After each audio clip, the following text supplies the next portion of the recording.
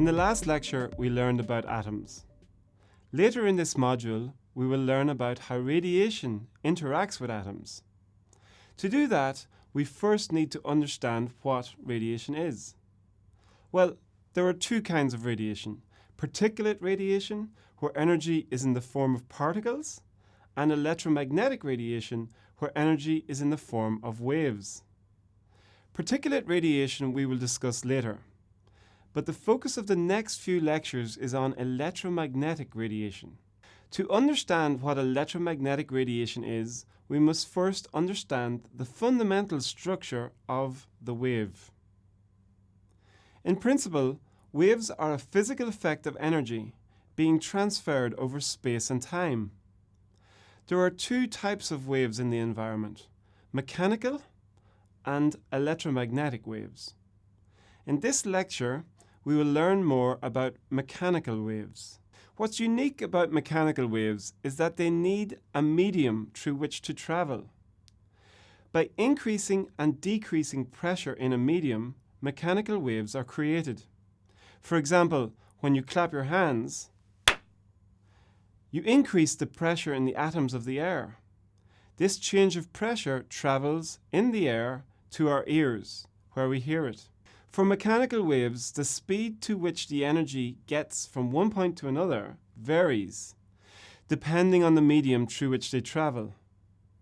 Sound, for example, travels more slowly in gases, faster in liquids, and faster again in solids.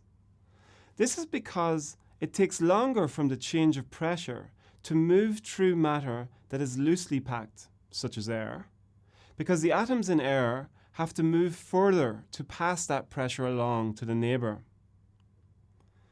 On the other hand, in metal, the atoms are closer together. Therefore, it takes less time for that pressure change to pass between neighbors. Temperature also affects the speed of sound.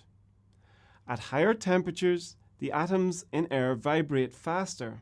This means that the vibrations from sound waves can be passed through the medium more quickly.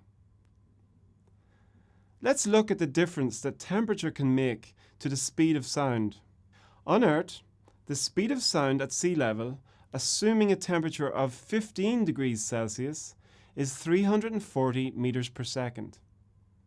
Anything traveling above this speed is often referred to as supersonic, or faster than the speed of sound. However, at minus 25 degrees Celsius, the speed of sound at sea level drops from 340 to 315 meters per second. That's a large difference in speed.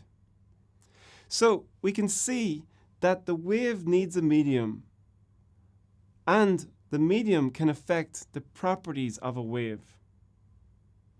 Where no medium is needed, the speed is constant. And that's an important note when we talk about electromagnetic waves later on. There are essentially two types of mechanical waves: transverse waves, where the particles of the medium move in a direction perpendicular to the direction that the wave moves, and longitudinal waves, where the particles of the medium move in a direction parallel to the direction that the wave moves. Mechanical waves traveling through a solid medium can either be transverse or longitudinal waves, but mechanical waves traveling through liquid or a gas are always longitudinal waves. We are familiar with the undulation of waves as they roll across the ocean to the beach. These are longitudinal mechanical waves. Transverse waves, on the other hand, are sinusoidally varying undulations accompanied by a transfer of energy. In other words, these waves travel up and down in a motion that moves forward carrying energy.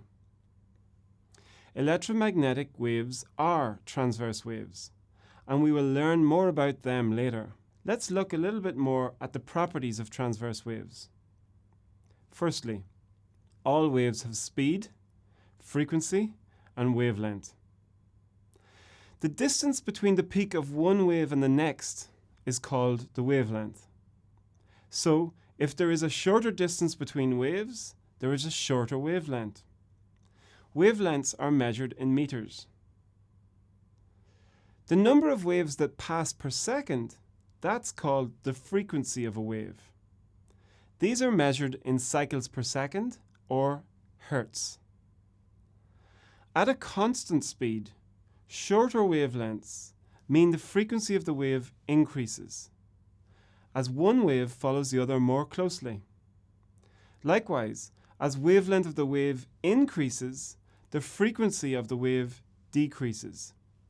So wavelength and frequency are related via the speed of the wave. The shorter the wavelengths, the higher the frequency. The longer the wavelength, the lower the frequency. All transverse waves have this relationship, and we will explore more on this later when we talk about electromagnetic waves. Another characteristic of transverse mechanical waves is that they have an amplitude. This is the height of the wave and is also related to the energy that the wave carries. Mechanical waves combine in groups of frequencies and amplitudes to create what we describe as sound. We perceive waves of higher amplitude as louder sounds. The amplitude of the sound is measured in decibels. We perceive sounds with a shorter wavelength as higher pitch sounds because they have higher frequency.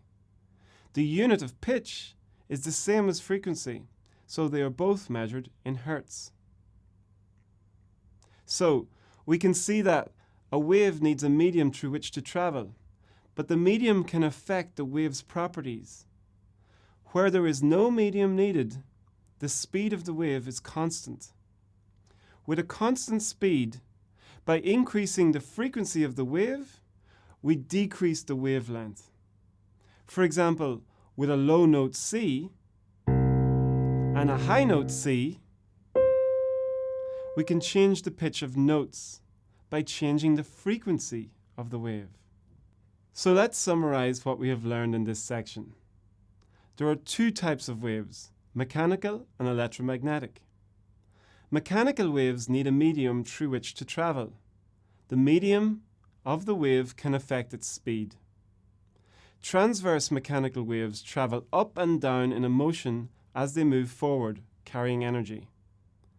Electromagnetic waves are transverse waves, so they have this same property.